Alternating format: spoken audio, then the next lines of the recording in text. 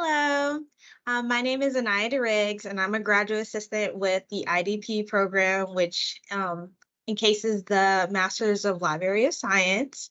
And I'm here with Dr. Seibert, and we're just gonna go ahead and start with her faculty interview. So, I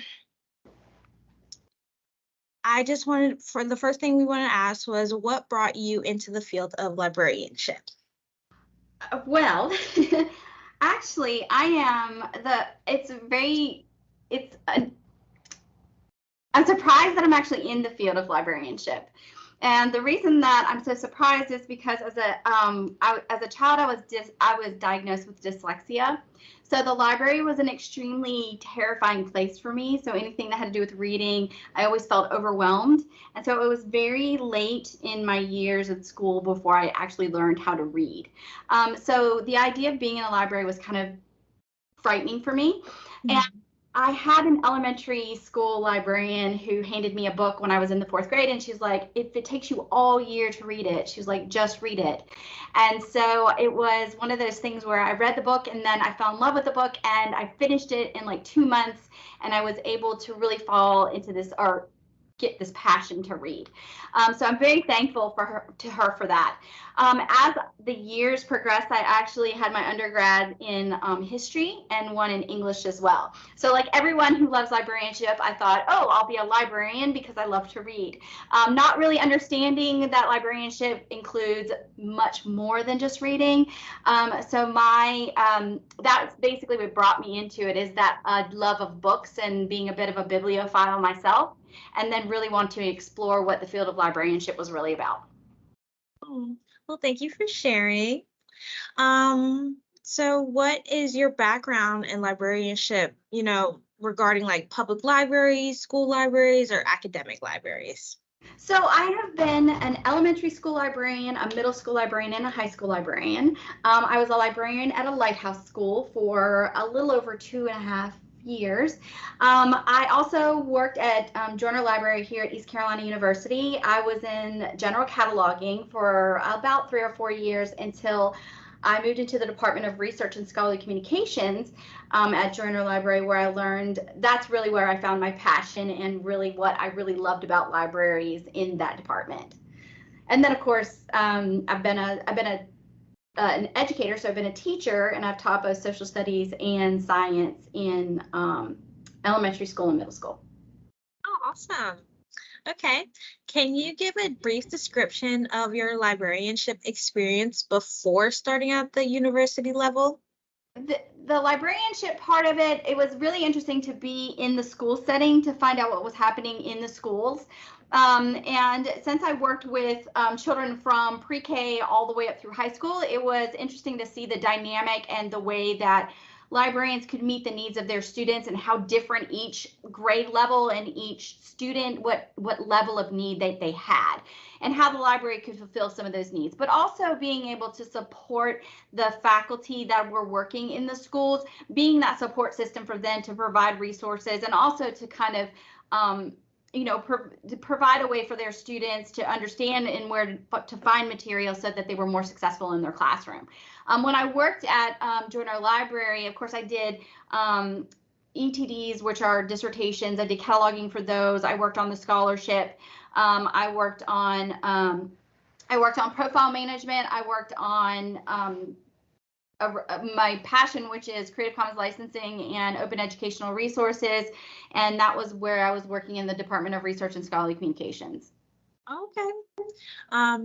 Okay. So saying all that, what are you passionate about, regarding the field of librarianship?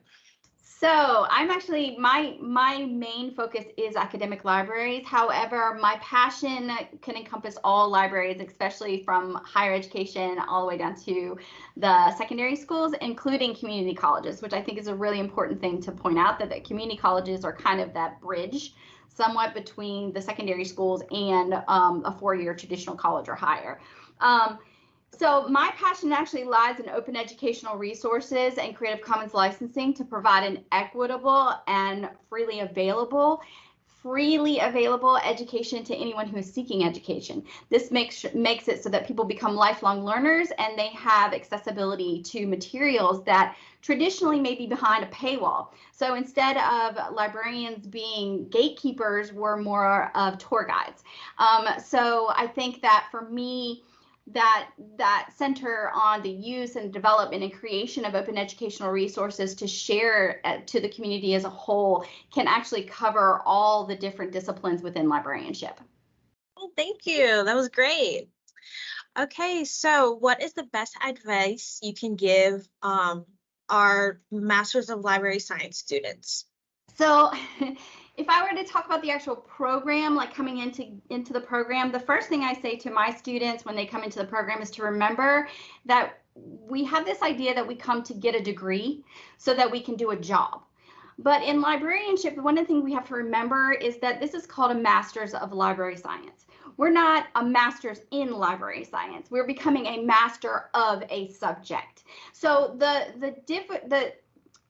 some of the issues or problems or difficulties that we may have, the struggles that we may have during the progress of our degree, these are good struggles. We want to be able to struggle. We want to be able to push ourselves because we are becoming a master or an expert in a topic.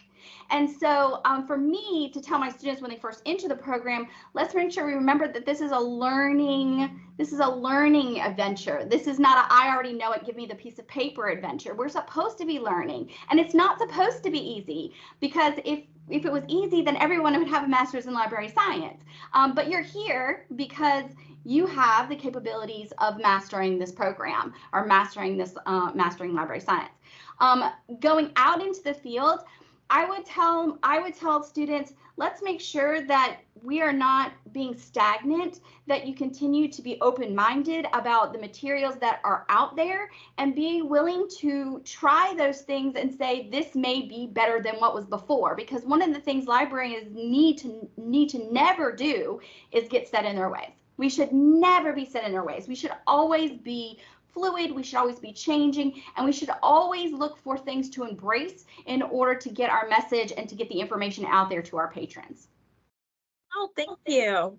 So the next question kind of feeds into everything that you just answered. It's more of what do you want students to know about, earning this Master's of Library Science from East Carolina University? So I received my Master's of Library Science here at ECU as well. One of the things I really like about this program is that there is an amazing group of faculty who see you as future colleagues.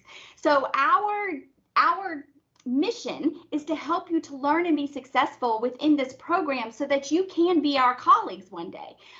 So going through this program is, that's the great part about ECU's Master's Library Science, is that you're not just learning from professors, and you're not just meeting other students, but you're becoming a part of a group that is going to move forward in the future together, because that collaboration, that working together, those collegial relationships are going to be a lifelong thing throughout your entire career in librarianship. Well, thank you. Great answer. So what courses do you teach in the program? So right now I teach the 60-10 class, which is a foundational class. I'm kind of the first person that my students come across. So I teach 60-10. I also teach 60-16, which is a technology course. And then this summer I'm teaching 60-31, which is a library and administrative management course. Okay. And what is your teaching approach for these courses? So for me, again, my goal is to help my students be successful. So I think that I have less of this idea of you pass or you fail. My idea is you make mistakes, I help you fix them so that you can get better at them. So my philosophy is that, a lot of my students have had careers, or they've already been in libraries, or this is a second career for them, or, this is something that they've done for a while. So when they come into my classroom, my philosophy, again, is one of making sure that they understand that we're going to make mistakes. It's okay to make mistakes. We'll work together to make those mistakes better, because my goal is to help you be successful. That's what my goal is. I want you to be successful. I don't want you to not do well in my class.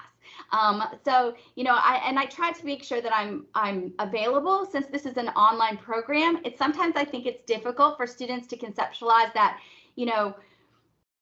we are still here. We may not have our face on the screen. You might not see us in the classroom, but if you send an email or if you reach out, this is what I'm here for, to be here for you, to make sure that you feel supported at all times. So, kind of steering away from the teaching, what are your research interests?